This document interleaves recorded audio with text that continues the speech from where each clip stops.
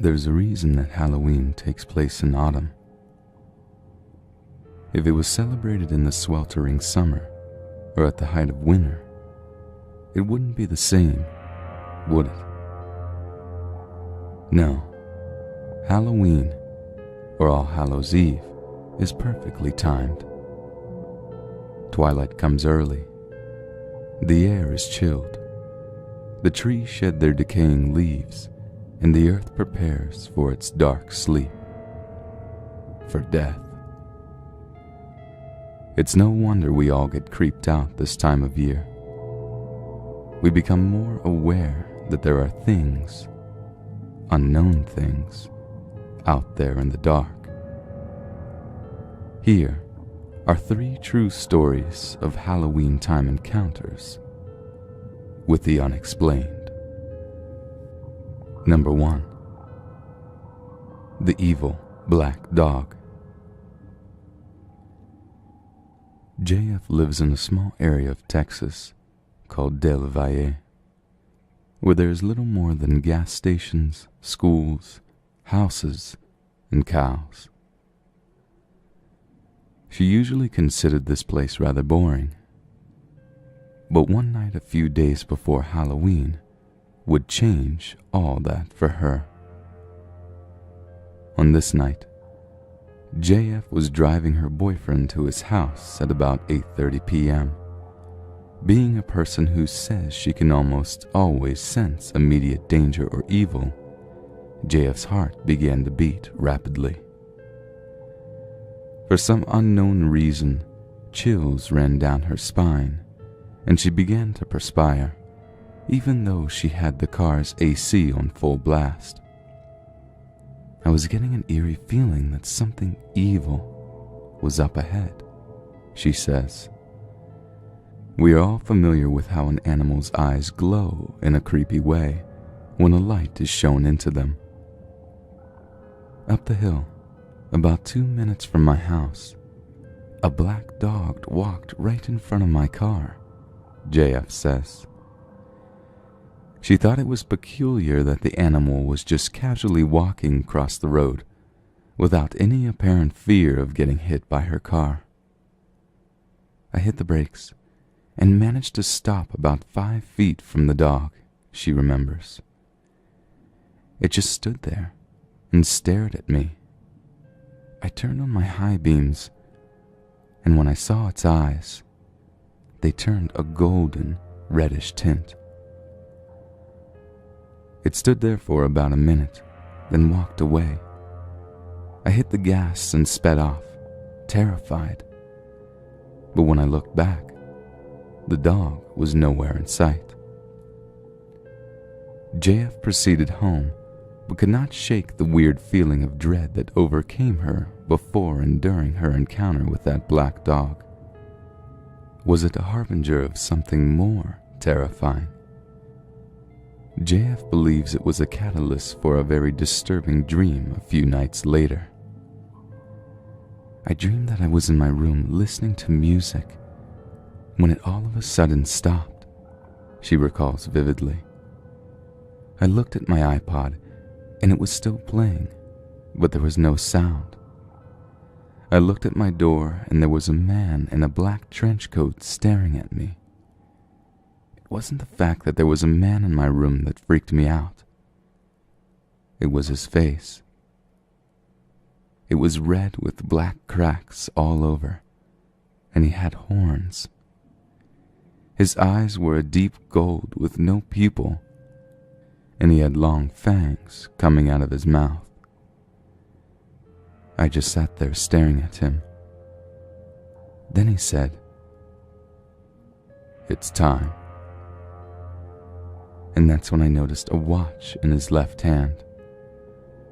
When he spoke, his breath came out as smoke and reeked of burning, spoiled meat. He made a grab for my neck, and that's when I woke up. The first smell that came to me was burning, spoiled meat. JF continues to be haunted by those connected experiences. I can never be outside now, not at night. Demons and ghosts exist outside. I have purified my room because it seems that's where I'm most vulnerable. These entities seem to appear when I'm trying to enjoy life. Number 2. Happy Halloween Fairy. Storybook fairies have been traditional Halloween costumes for many years. What Richard saw at Halloween time in 2008, however, was no costume child. It was the night of the elementary school Halloween party, and Richard had taken his children to the school in central New Jersey to attend. The party was held in the school's large cafeteria, which was decked out in Halloween decorations and orange floodlights. A DJ played music, and a costume teacher greeted the children with her Halloween bag glowing with orange lights. As the children enjoyed the festivities, Richard ducked outside to the parking lot to catch a quick smoke. He could still keep an eye on the kids from outside through the windows. As he was standing there smoking, Richard noticed a tiny but intensely bright orange light dancing about at the treetops near the tree line past the end of the parking lot. At first, he didn't think much of it. Perhaps it was just a reflection of the orange floodlights, he thought. But the more he watched it, the more puzzling it seemed. What is that anyway? He asked himself. The glowing orange light was fluttering around like a butterfly in erratic up and down motions and from side to side. I considered that perhaps someone had a Halloween light suspended from a string on a pole, he says, and was bobbing it about because that's what it looked like. But that didn't make sense either. This fluttering light was 20 feet off the ground. Could it have been a remote-controlled flying toy of some kind? While I pondered this, says Richard, it flew toward the tree line and disappeared. I went down to the end of the parking lot to see if there was any people in the grass near the trees. Other than what appeared to be a person sleeping in one of the cars, there was nobody in sight. I can only conclude that this must have been a fairy enjoying the holiday festivities. Number 3. The Troll. Amanda's Halloween experience took place in 2008, right before the holiday. And no matter how much she tries, she cannot forget or convince herself that she was mistaken in what she saw. I was driving to my parents' house for Sunday dinner, Amanda says. It was a trip from Amanda's home near Pinecrest in Campbell County, Tennessee, to her parents' more rural home 5 miles further out of town. It was a sunny fall day at about 4 o'clock in the afternoon, and Amanda was driving rather fast on the winding road with her daughter in the front seat. She was a bit late. I came around a curve in the road, she says, and suddenly had to swerve the car sharply to the driver's side to avoid hitting something sitting on the edge of the road on the passenger's side. I slowed down and got a good look at it, and I have no idea what I saw. It, whatever it was sitting slightly in the road with its legs stretched out in front of it. Its back was facing the road, and its legs were in someone's driveway. At first I thought it was a Halloween decoration some moron had put on the road for a joke, because it looked like a stuffed dummy or something. I saw it back too at first, and it wore all black, a black hat, and had straight black hair coming to just past its collar. I say it looked like a dummy because it was sort of slumped over and the back of its coat looked lumpy, like it was stuffed with leaves. Amanda passed it slowly in her car, rather annoyed at the prank because it nearly caused her to wreck her car. But then it became apparent that this was no Halloween dummy. It turned and looked at me, she says.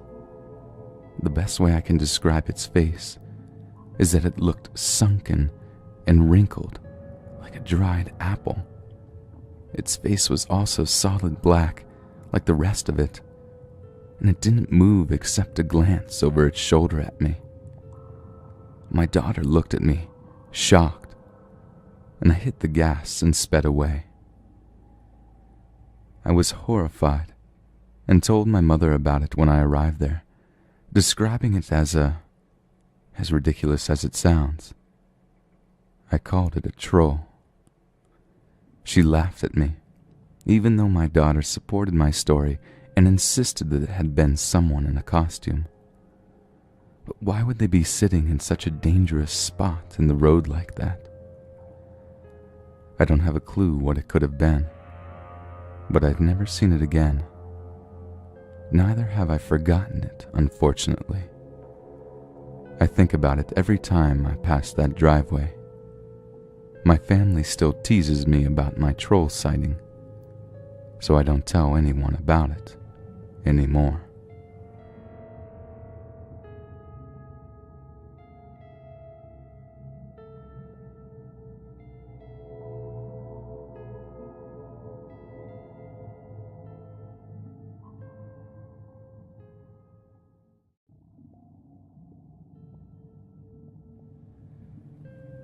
There's a reason that Halloween takes place in autumn.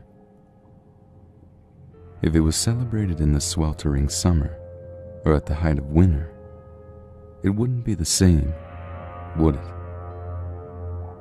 No. Halloween, the evil black dog.